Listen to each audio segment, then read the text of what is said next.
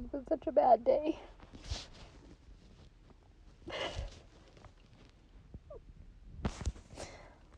I totally got scammed. I did this thing through Reddit and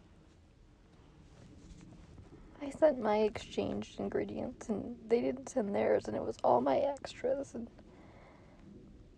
I don't know when I'm going to be able to make Miniverse or any toys again. I'm going to give you 5 quick red flags that you'll notice right away if a scammer approaches you. 1, did they approach you? 2, did it start with a compliment? Your smile, your eyes, yeah. 3, they usually get down to business. They want to know what you do for work. 4, they ask to move the conversation from where they initially approached you. So they'll ask you to go to WhatsApp, Hangouts, a messenger that is encrypted. And 5, they're known to go onto your account and like a lot of your photos. Every little thing a scammer does is a manipulative tactic. They will go on your account, see your likes, dislikes, and they will mirror your preferences. Scammers also portray themselves as great listeners, but what they're really doing is they're gathering as much information as possible so they can blackmail you down the road. Now, I'm not saying everybody that approaches you is a scammer. I'm not saying that at all. But I am saying that if you see multiple red flags that I've mentioned here, be cautious. Be safe, everyone.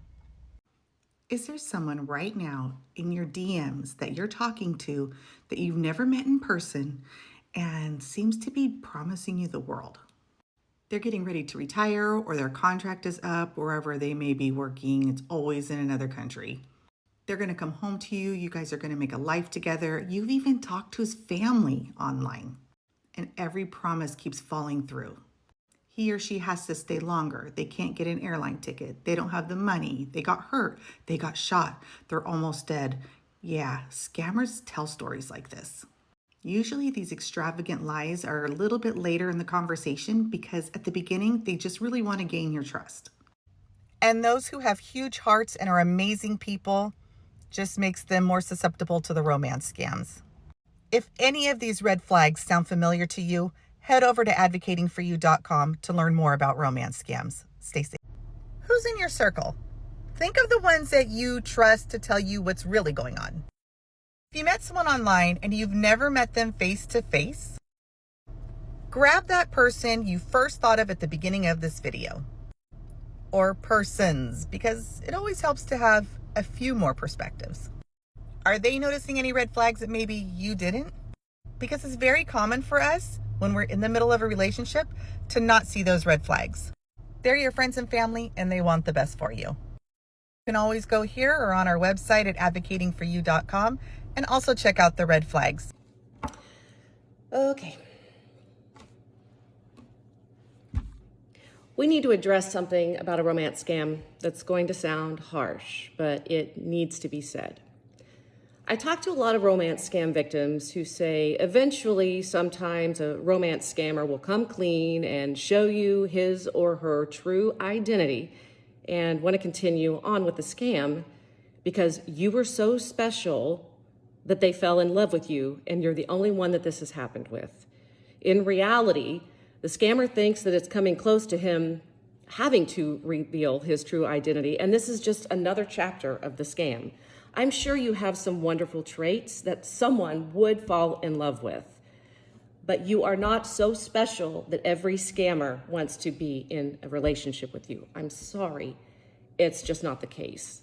The best thing to do, block him, move on, and try and find real love with a real person. Hi, I'm Cecilia Fjellhoy and I was a victim of the Tinder swindler. And now I'm a speaker and advocate for victims of fraud. So what is roman fraud? Let's talk about it. Romantic fraud is a type of fraud in which a scammer creates a fake persona to deceive their victim into believing they are genuinely in a relationship with them. That's fucking horrible. The scammer's goal is usually then to exploit us emotionally and then financially as well. So how does it work? The scammer usually just just builds trust by engaging in long and emotionally intense conversations with you, become your partner. In my situation, Simon also introduced me to his life and friends and family and made me believe he was actually the CEO that he said he was. So after gaining this trust, the scammer requests money and claims it's for urgent matters. Like Simon told me that he needed to use my credit card because his enemies could see where he was by the spend on his card and they will find him. And that meant danger. He kept on asking for more and more money until eventually I found out from one of my creditors that he was a known fraudster. Then it was way too late and I had lost over 200,000 pounds. So now I want to share my story here on TikTok. So This has been such a bad day.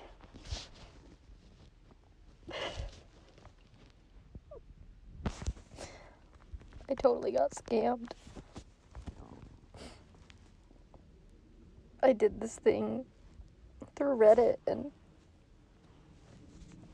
I sent my exchanged ingredients and they didn't send theirs and it was all my extras and I don't know when I'm going to be able to make Miniverse or any toys again. Do you really think that cave women back in the day shacked up with cavemen for free, for love? No, we found the strongest caveman and we found the one that brought us back the best wild boars, and we shacked up with that one. There was no such thing as marriage. Marriage was some scam they pulled later. But we found the best mate and we decided this person is the best for survival. And the man chose us for one thing, mating. That's it. This one is the one I want to mate with the most. And I want to make sure that I make her happy so I can mate with her the most. It still applies today. Their genes have not changed. Nothing about a man has changed. He just wants a woman for one thing, access to her body. And these broke men who couldn't provide at all got us to fall into some kind of scam called romance, where we should just be with them for love, for free, as if the world and life doesn't cost money. So if a man doesn't understand this, treat him like the lower intelligence that he is and walk away. We understand what they want, and if they want to be with us, they need to understand what we need. Provisions, lots of it. Later on, men came up with marriage so that a man could always have access to a woman's body. And then they said, this is great. How can I make this even more to my advantage? And they slowly took away her rights, her ability to go to school, to vote. Just stay inside the house. Just stay where I always have access to you. Don't travel. Don't get a career. Don't write a book. Don't discover your artistic talents and abilities. I don't care about your mind or your soul. I just need access to your body. And this is what you love to do, they told us over and over again. This is what you love to do. You love to be a wife and a house cleaner and a homemaker, they call it. You're a homemaker. You should be proud of that. They brainwashed you. They brainwashed us.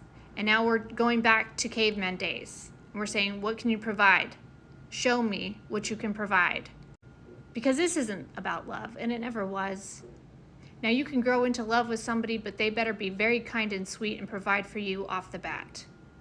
And guess what? They like you because you're giving them access to your body and they are obsessed with it. Take the body away or change the body, they suddenly change. Their love suddenly changes. There is no such thing as love between human beings. Only desirability, only attraction.